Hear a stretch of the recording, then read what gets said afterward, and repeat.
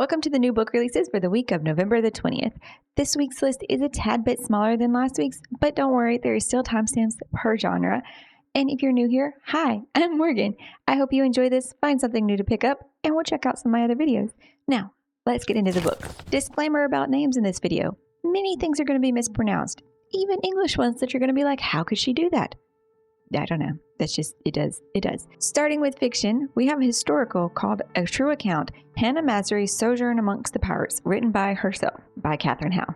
In Boston, as the golden age of piracy comes to a bloody close, Hannah Masary, bound out to service at a waterfront inn since childhood, is ready to take her life into her own hands. When a man is hanged for piracy in the town square and whispers of a treasure in the Caribbean spread, Hannah is forced to flee for her life. Disguising herself as a cabin boy in the pitiless crew of a notorious pirate, Edward Ned Lowe, to earn the freedom to choose a path for herself, Hannah must hunt down the treasure and change the tides. Meanwhile, Professor Marian Beresford pieces Hannah's story together in 1930, seeing her own lack of freedom reflected back at her as she watches Hannah's transformation. At the center of Hannah Masary's account, however, lies a centuries-old mystery that Marian is determined to solve, just as Hannah may have been determined to take it to her grave. That might be a fun one for people who enjoy the historical fiction aspect of things. This next one, though, is a poetry called Rubber Duck Races by Kaylee Adams. It's a collection of poetry about changes we all face, love, heartache, never-ending chases, and rubber duck races.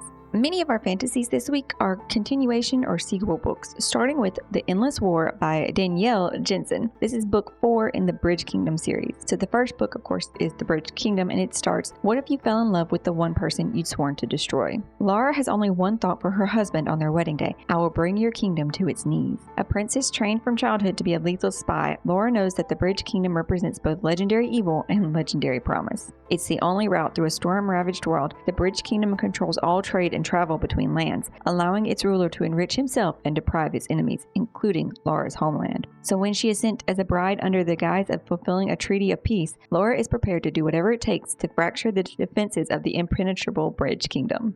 Our next book, I tried to find out if it had been self-published, and I'm not entirely sure, but the whole trilogy was already written when Orbit picked it up, and the first one came out in October. This one is Severus Corax Captures the Castle, comes out this month, and then the third book comes out in December. This is by KJ Parker. The first book is Severus Corax Deals with the Dead in the Corax trilogy. It says there's no formal training for a battlefield salvage. Yep. You just have to pick things up as you go along. Swords, armor, arrows, and the bodies, of course. Over the years, Severus Corax has picked up a lot of things. Some of them have made him decent money. Others have brought nothing but trouble. But it's a living, and somebody has to deal with the dead.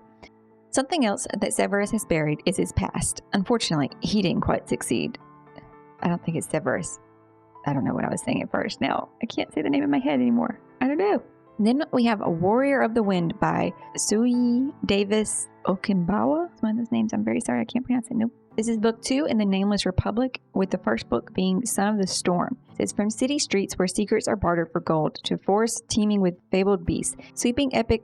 A sweeping epic unfolds in this richly drawn fantasy inspired by the pre-colonial empires of West Africa. In this world, there's no destiny but the one you make. In the ancient city of Bassa, Danzo is a clever scholar on the cusp of achieving greatness, except he doesn't want it.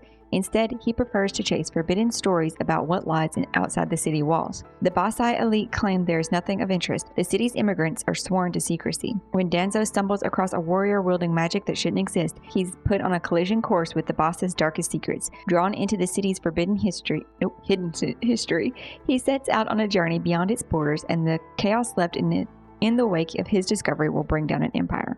Then we move into sci-fi with The Ice Orphan by Kathleen O'Neill Gear. This is book 3 in the Rewilding Report, starting with the Ice Lion, though. 1,000 years in the future, the Zaim, a thick blanket of luminous green slime, covers the oceans. Glaciers 3 miles high rise over the continents. Old stories say that when Jimin, godlike beings from the past, realized their efforts to halt global warming had gone terribly wrong, they made a desperate gamble to save life on Earth and recreate a species that had survived the worst of Earth's ice ages. 16 summers old, Lennox and his best friend Quiller are members of the Sicilian people, archaic humans known as Denisovians. They live in a world growing colder, a world filled with monstrous predators that hunt for them for food. When they flee to a new land, they meet a strange old man who impossibly seems to be the last of the Gemin.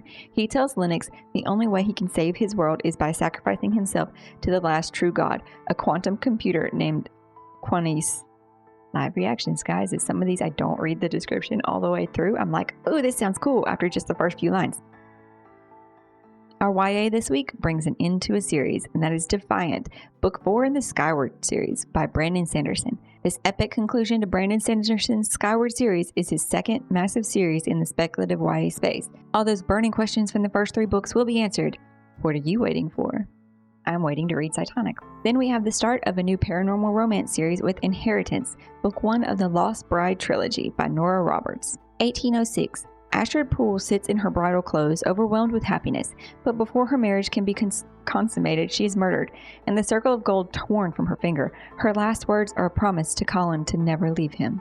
Graphic designer Sonia McTavish is stunned to learn that her late father had a twin he never knew about, and that her newly discovered uncle, Colin Poole, has left her almost everything he owned, including a majestic Victorian house on the Maine coast, which the will stipulates she must live in for at least 3 years.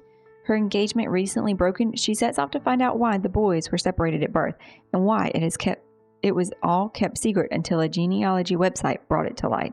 A little something different this week is a horror book called Mr. Lullaby by J.H. Market. The small town of Harrods Reach has seen its fair share of the macabre, especially inside the decrepit old train tunnel around which the town was built. After a young boy, Sully Dupree, is injured in the abandoned tunnel and left in a coma, the townspeople are determined to wall it up. Deputy Sheriff Beth Gardner is reluctant to buy into the superstitions until she finds 2 corpses at the tunnel's entrance, each left with the strange calling cards inscribed with old lullabies. Soon after, Sully Dupree briefly awakens from his coma. Before falling back into his slumber, Sully manages to give his older brother a message. Sully's mind, since the accident, has been imprisoned on the other side of the tunnel. And we will end this week with some thrillers. The first up is Alex Cross Must Die by James Patterson. This is number 29-ish, I feel like, in the Alex Cross series, because there seems to be maybe some novellas and also some books that he's written with other people that fall before this one. The clock is ticking against our dear detective Alex Cross, and it's all hands on deck to ensure that he defies the title of the book. And to make it even more tense, the whole Cross family is involved. Our next one sounds really, really good. There Should Have Been 8 by Nali Singh. They met when they were teenagers. Now they're adults, and time has been kind to some and unkind to others, none more so than B, the one they lost 9 years ago. They've gathered to reminisce at B's family's estate, a once glorious mansion straight out of a Gothic novel. Best friends, old flames, secret enemies, and new lovers are all under one roof. But when their weather turns and they're snowed in at the edge of eternity, there's nowhere left to hide from their shared history. As the walls close in, the pretense of normality gives way to long-buried grief, bitterness, and rage. Underneath it all, there's a nagging feeling that B's shocking death wasn't what it was claimed to be. And before the weekend is through, the truth will be unleashed, no matter the cost. That's all for our list this week. Maybe you found something new to add to your TBR stack. Hopefully you enjoyed this and will subscribe to join us for the new releases every Monday. I hope you're finding something awesome to read today, and I'll see you in the next one. Bye, y'all.